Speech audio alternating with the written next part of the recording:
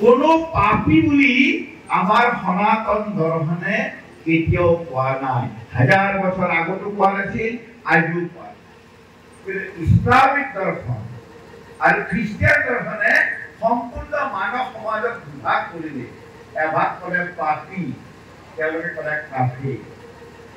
মানে যি কোৰআন নপঢ়ে, যি নামাজ নপঢ়ে, যি মছজিদত নাযায়, তেওঁলোক হল কাফিৰ।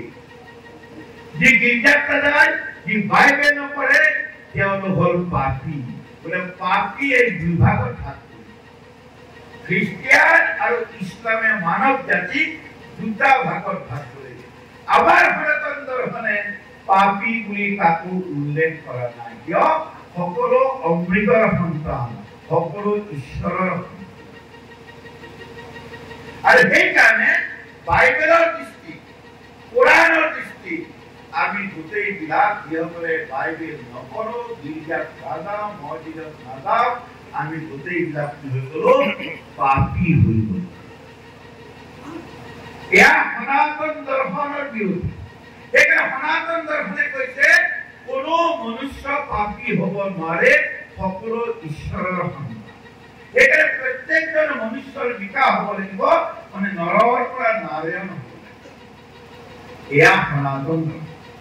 সনাতন দৰ্শনে তৃতীয় এটা বিষয় কলে যে সত্যত একম বিপ্ৰাহা বহুধা বদন্তি।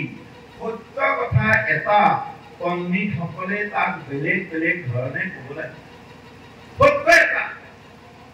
সেইকাৰণে আমাৰ ইয়াত অনেক পূজা পদ্ধতিৰ প্ৰচলন আহে। অনেক পূজা পদ্ধতিৰ প্ৰচলন কি আহে? আমি বিশ্বাস কৰো শিলটোতো ভগৱান আছে, সেইকাৰণে শিলটোতো ভগৱান দেখি শিলটো পূজা কৰা আৰম্ভ কৰিলো। গছডালত ভগৱান আছে, গছডালত পূজা কৰা আৰম্ভ কৰিলো। নদীত ভগৱান আছে, নদীত পূজা কৰা আৰম্ভ কৰিলো। পৰ্বতত ভগৱান আছে, পাহাৰখনত পূজা কৰা আৰম্ভ কৰিলো। আকাশত ভগৱান আছে, সূৰ্যত ভগৱান আছে, চবকে পূজা কৰা আৰম্ভ কৰিলো। সেইকাৰণে আমাৰ ইয়াত অনেক পূজা পদ্ধতি, কিন্তু অনেক পূজা পদ্ধতিৰ সৃষ্টি হোৱাৰ পিছত আমাৰ পূৰ্বপুৰুষসকলে কৈছিল যে যত মত তত পথ। তুমি যেনেকৈ ভগৱানক পাব বিচাৰিছা সেইমতে ভবা, সেইমতে গৈ ভগৱানক পাবা। কিন্তু ইছলামে কি কৈছে যে আল্লাহ কোৱা ৰাস্তা কেইটা? কেইটা? আল্লাহ পাবলৈ এটাই ৰাস্তা। যীশু খ্ৰীষ্টক যদি পাব লাগে, ঘৰক পাব লাগে, ৰাস্তা কেইটা? এটাই। ধৰ্মগ্ৰন্থ কেইখন? এখন। বেলেগ ধৰ্মগ্ৰন্থৰ জৰিয়তে তেওঁলোকৰ ভগৱানৰ ওচৰলৈকে যাব নোৱাৰো। আমাৰ ঈশ্বৰৰ কথা ভগৱানক পাব কাৰণে ৰাস্তা কিমান? অনেক।